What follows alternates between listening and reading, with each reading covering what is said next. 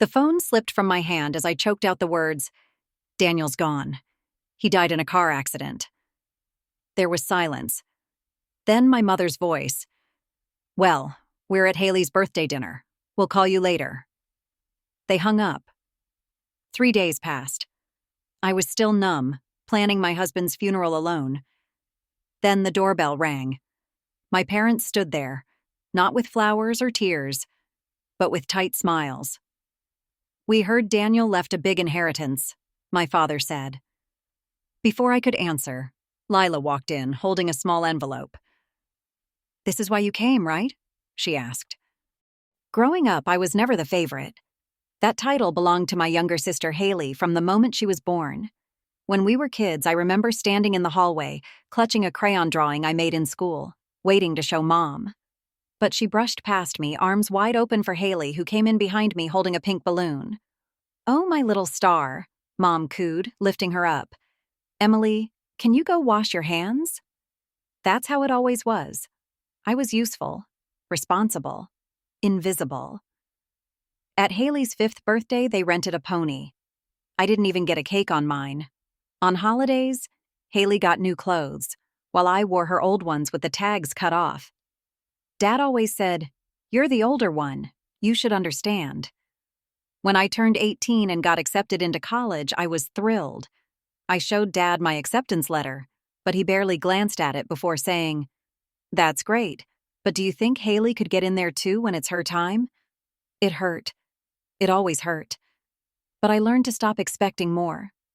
When I met Daniel in college, everything changed. He saw me. Really saw me. He listened when I talked, encouraged me to chase dreams I'd long buried, and made me feel important.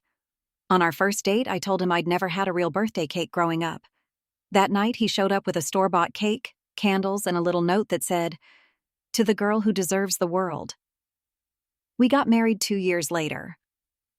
At our wedding, my parents barely smiled. Mom complained about the food, and Dad kept talking about how expensive everything was, even though Daniel's family paid for it. Haley wore a bright red dress and posted selfies the entire time, captioning them, "Can't wait for my big day." Daniel noticed the way they treated me. After the reception, he pulled me aside and said, "You don't need their love to know your worth. You've already got mine. Forever." I cried that night. Not because I was sad, but because someone had finally chosen me. When Lila was born, I prayed my parents might soften. She was their first grandchild, a sweet, curious baby with Daniel's dimples and my quiet eyes. But the cycle repeated. They barely visited. On her 3rd birthday, they sent a card, no gift, and spelled her name wrong. Layla, it read. Daniel wasn't surprised. "We'll be her family," he said, "the kind she deserves." And he meant it. He was the best dad. He made pancakes shaped like animals. He showed up to every recital, clapping the loudest. He'd whisper to Lila, "You're my favorite person in the world." And she'd giggle and say, "Don't tell Mommy." Our little world was quiet, but it was filled with love. Until the accident. It was a rainy Tuesday. Daniel kissed my forehead, grabbed his umbrella, and said he'd be back before dinner. He never made it. I got the call at 2:41 p.m. He was gone on impact. A truck had run a red light. My knees gave out.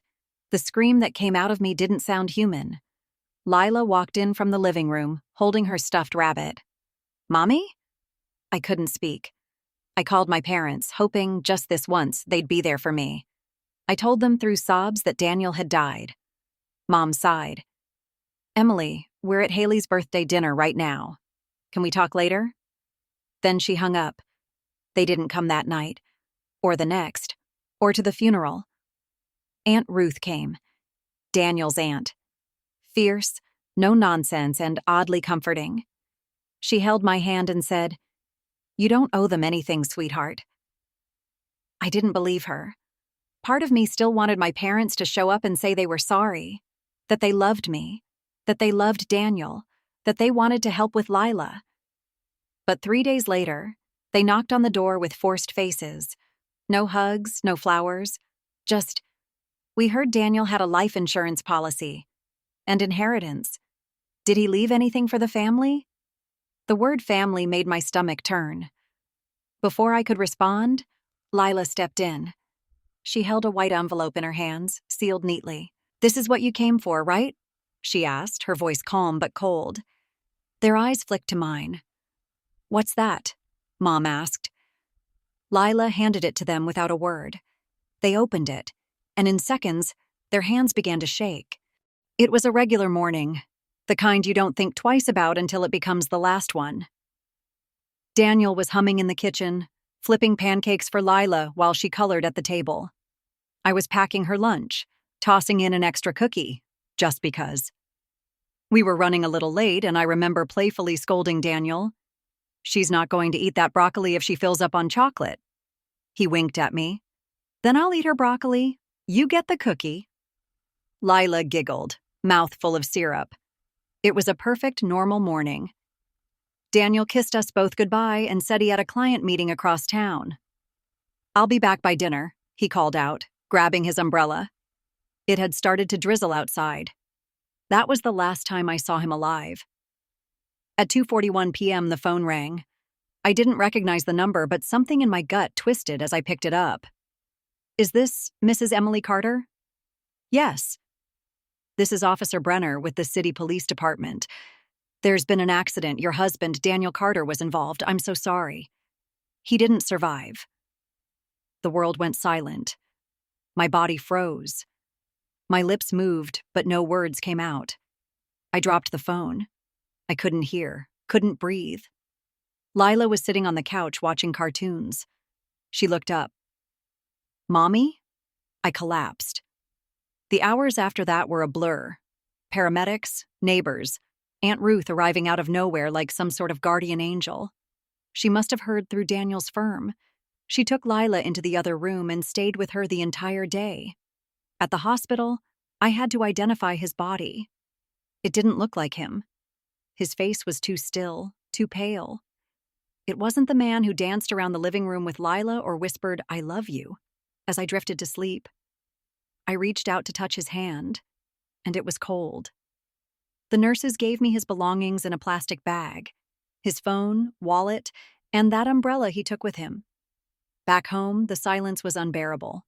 Every corner of the house echoed with memories, his jacket still hanging on the hook, his half-drunk coffee on the counter. I found his cologne on the bathroom sink and sprayed it just to feel him near. That night, Lila crawled into bed with me. She didn't cry much, not in front of me. But I could feel her trembling under the covers.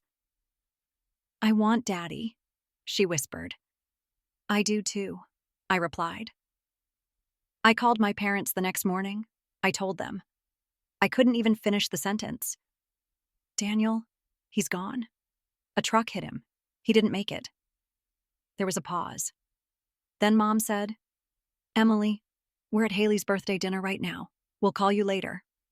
Click. They didn't call. Not that day. Not the next. Not even for the funeral. The funeral was small.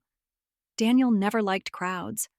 Aunt Ruth arranged everything. Flowers, service, even the photo for the memorial board.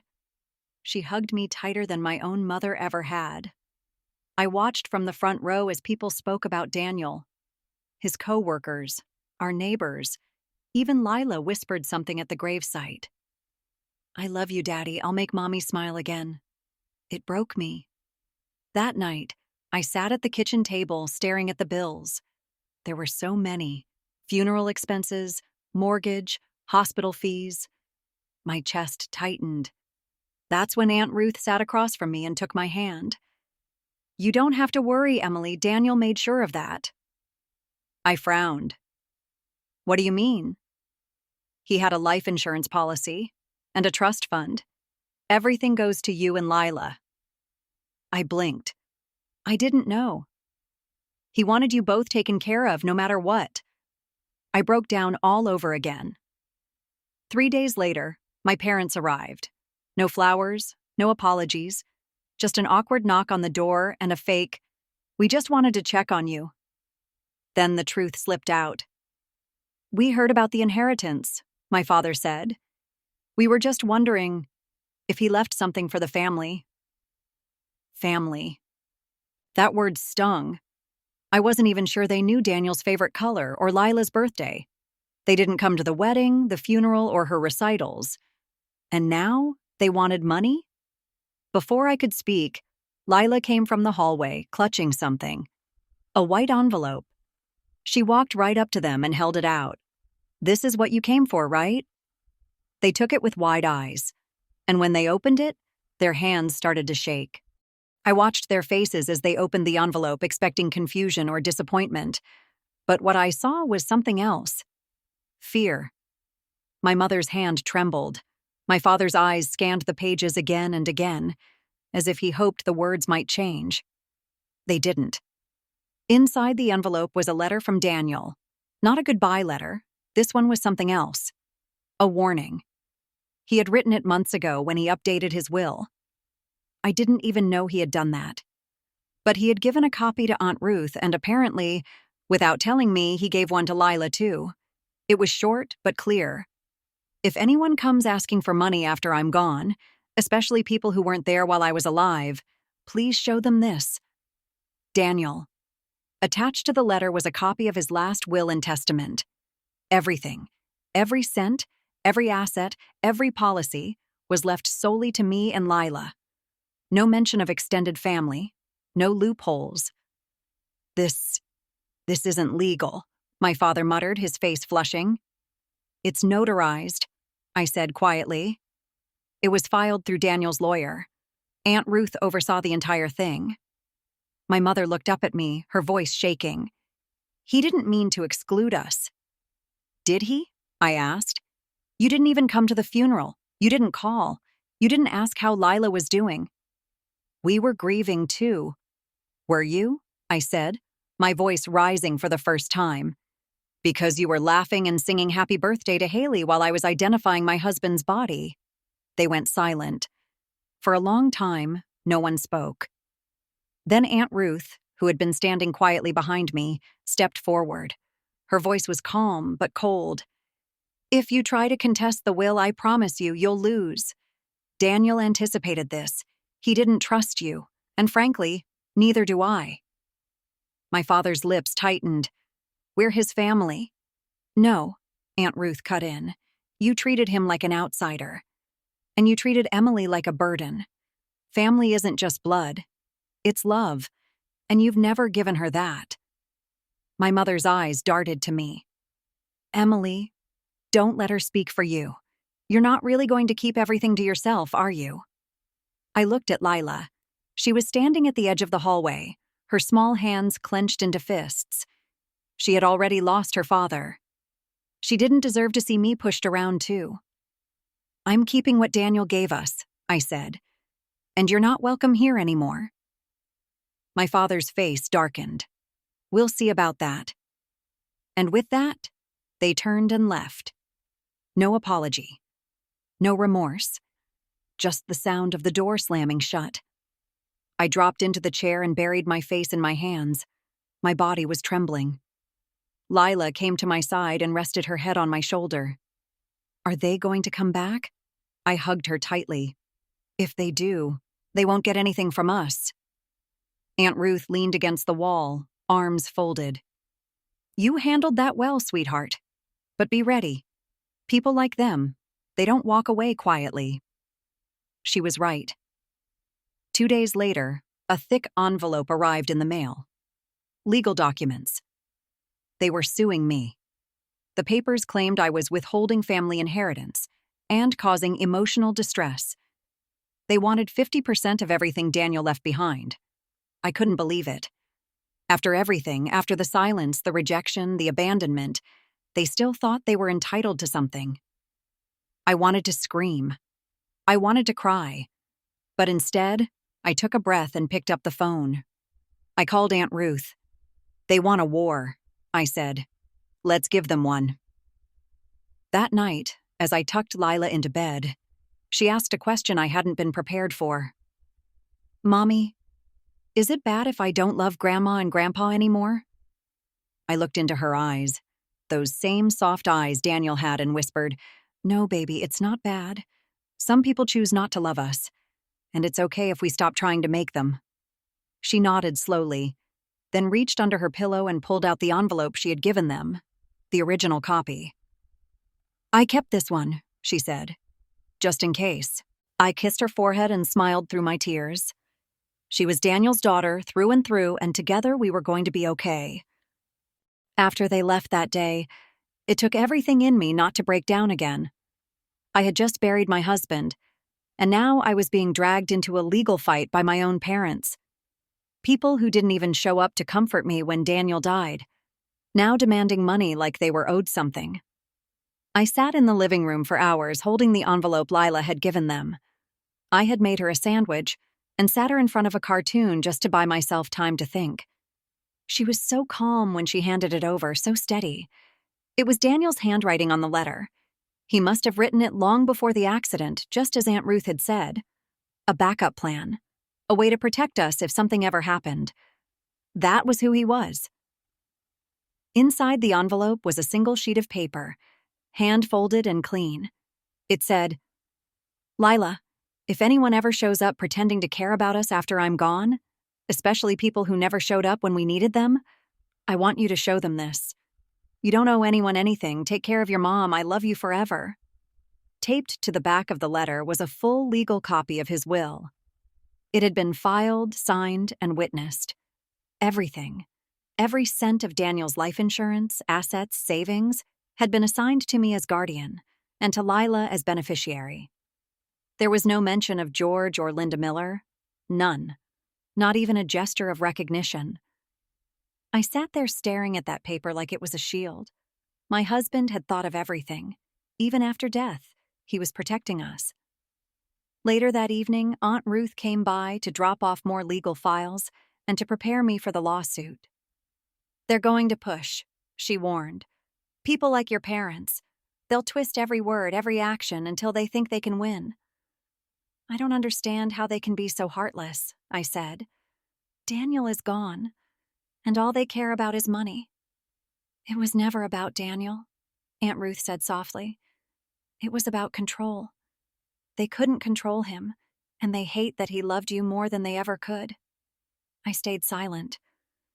"They don't even know Lila," I finally said, "and they didn't want to. Until now." That night, I told Lila everything. Well, as much as a 10-year-old could understand. I told her they were going to take us to court, but we had nothing to be afraid of. Her dad had taken care of us, and we had the truth on our side. She listened quietly, sitting cross-legged on the bed. "I don't want to see them again," she said. "You might have to," I replied gently. She nodded. "I'm not scared of them. I just feel sad. They didn't love Daddy, and they don't love us." That broke me.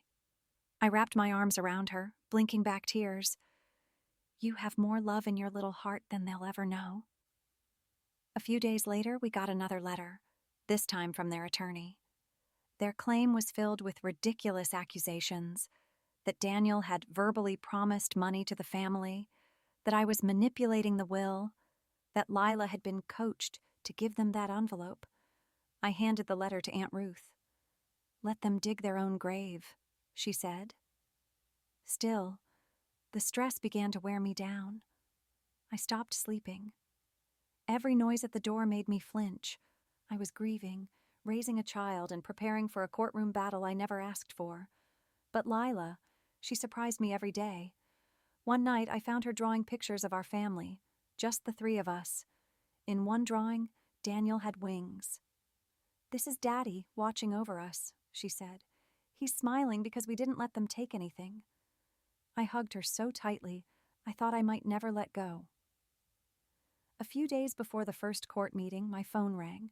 It was Haley. I hadn't spoken to her in over a year. "Emily," she said, her voice fake sweet. "I heard what's going on. I think this has all been blown out of proportion. Can't you just give Mom and Dad a small portion? Something to show goodwill?" "Goodwill?" I repeated, stunned. "They didn't even come to the funeral, Haley." She sighed. "Don't ruin the family over this." "The family ruined itself a long time ago," I said, then hung up.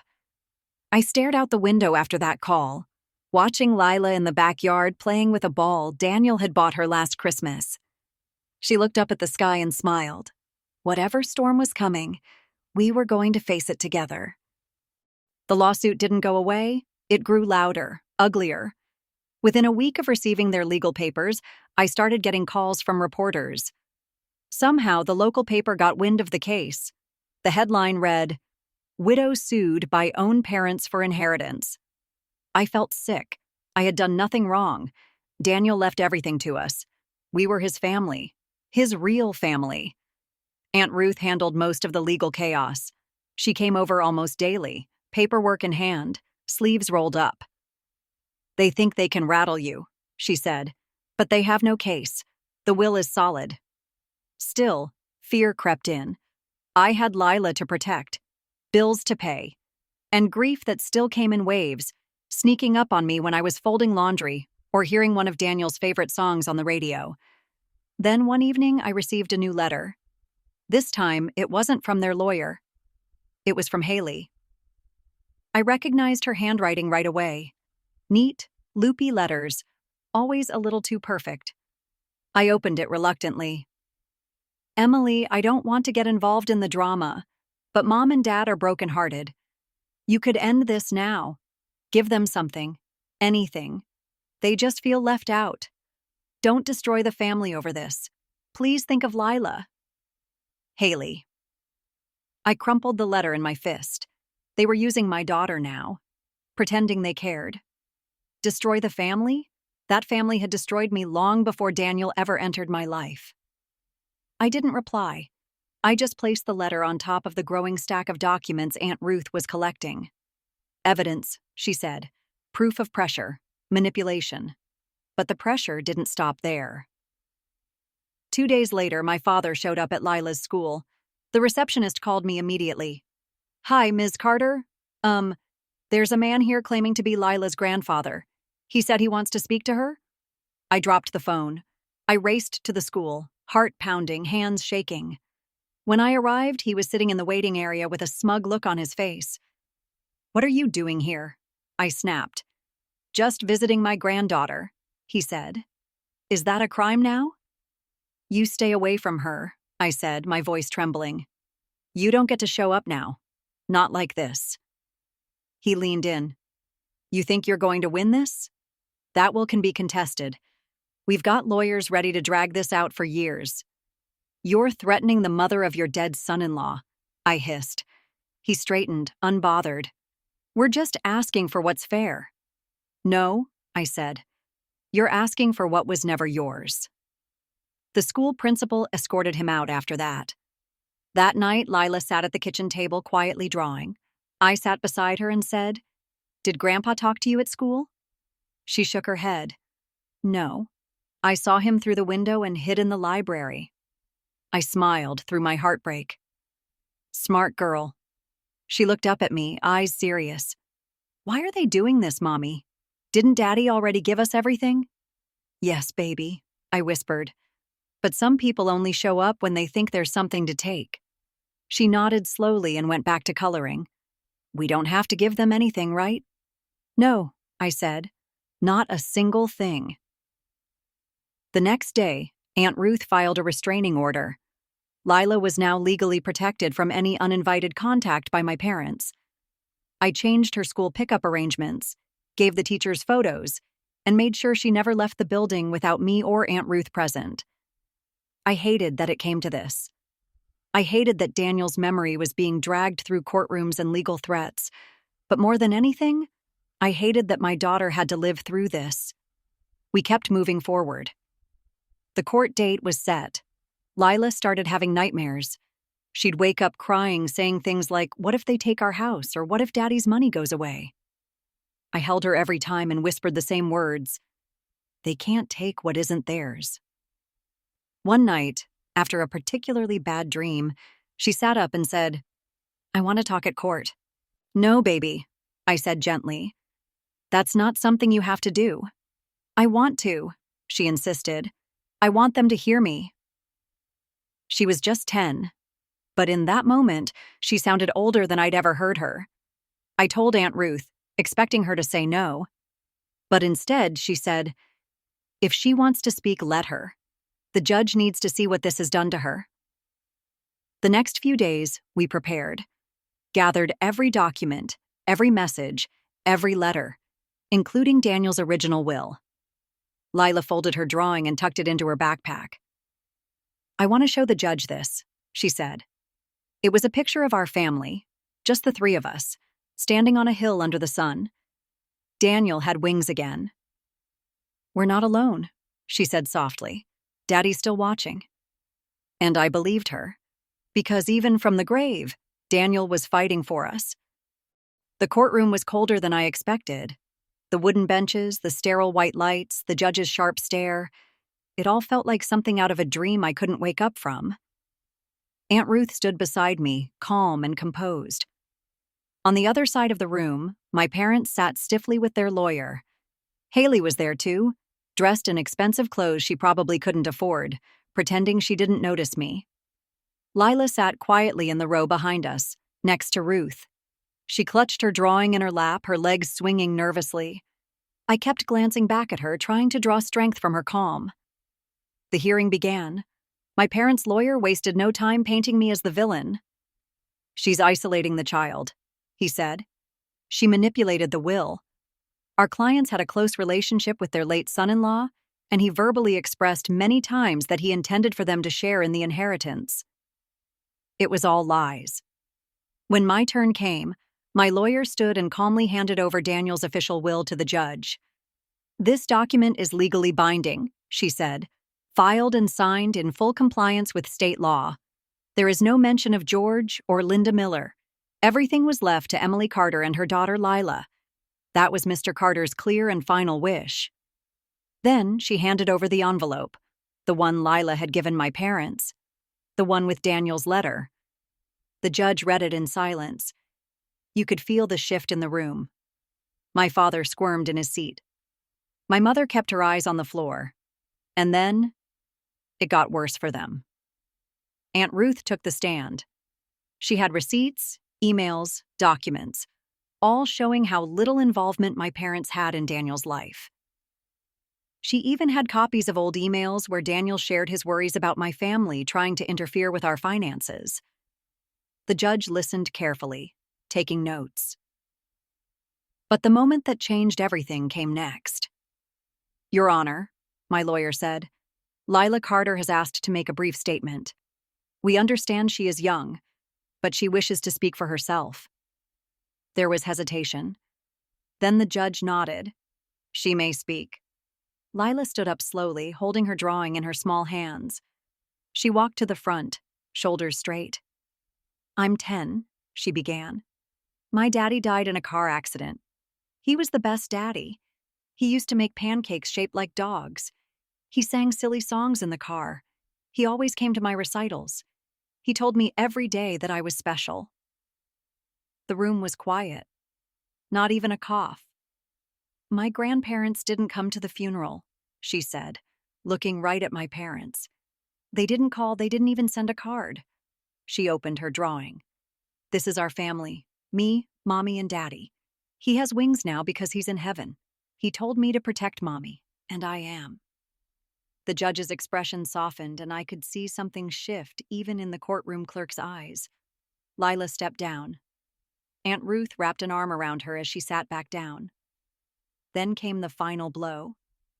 During closing arguments, my lawyer presented financial records, ones that Daniel had saved before he passed. They showed that 5 years ago, my father borrowed nearly $30,000 from Daniel for a business venture. He never repaid it.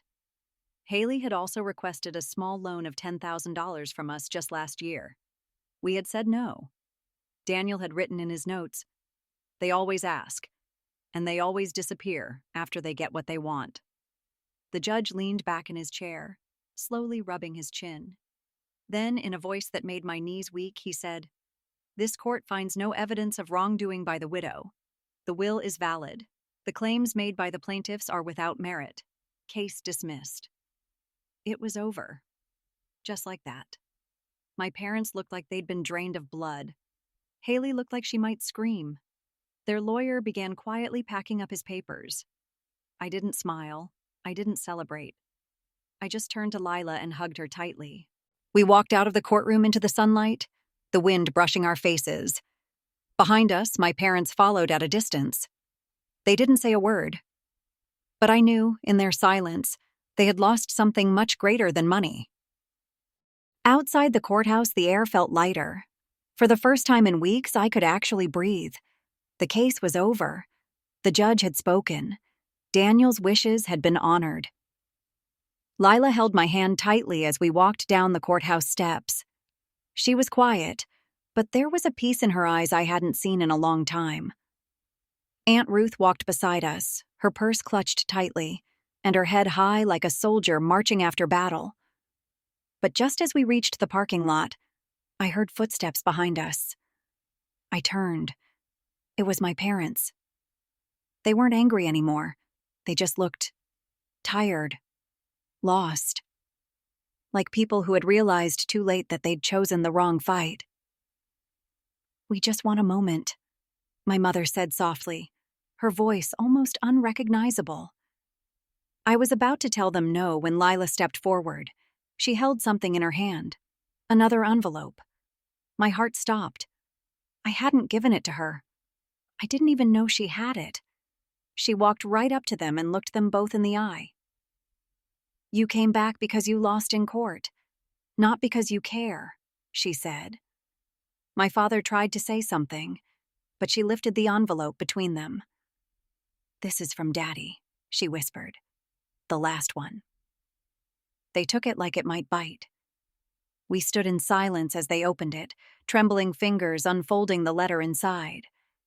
Daniel's handwriting. "To whoever receives this letter after trying to take what isn't theirs. Let me be clear. You had your chance. You ignored my wife. You ignored our child. You showed up only when you thought there was money involved. If you're reading this, then you've hurt the people I loved the most. I forgive you, but I want you to know this. Emily and Lila are my entire world. And if you're here for them now, then come with love. Otherwise, please leave them in peace." By the time they finished, my mother was crying, silent tears that streamed down her face without sound. My father folded the letter, but his hands wouldn't stop shaking. For the first time in my life, I saw regret in their eyes. Real regret. But it was too late. "I think it's best you go now," I said, my voice calm. "We're not angry. We're just done." They didn't argue. They turned and walked away slowly, older somehow. Not in years, but in weight. The kind of weight that comes when you finally realize what you've thrown away. Aunt Ruth wrapped her arm around my shoulder as we watched them disappear. "Let them carry it," she said. "That's not your burden anymore." At home, Lila laid her drawing on the living room table, the one she showed the judge. She added one more thing, a tiny paper heart taped near Daniel's wing. "Now it's finished," she said. "Daddy told us to protect each other. We did." I nodded and kissed her forehead. Later that evening, as the house settled into silence, I went to the box where I kept all of Daniel's letters. Notes he'd written me during anniversaries, birthdays, even sticky notes he left on the fridge when he was running late. I held them in my hands and finally allowed myself to cry. Not from grief, but from release. He was gone, yes. But he had stayed. In every word. In every plan he made to protect us. In the way Lila stood so tall in that courtroom. In the way Aunt Ruth never left our side. In the silence that no longer felt empty. We had survived the storm. And now, we were free. As I turned off the lights that night, Lila called out from her room. "Mommy?" "Yes, baby?" "We're gonna be okay, right?" I walked into her room, pulled the covers up to her chin, and whispered, "We already are." She smiled and closed her eyes. And for the first time in a long, long time, I believed it.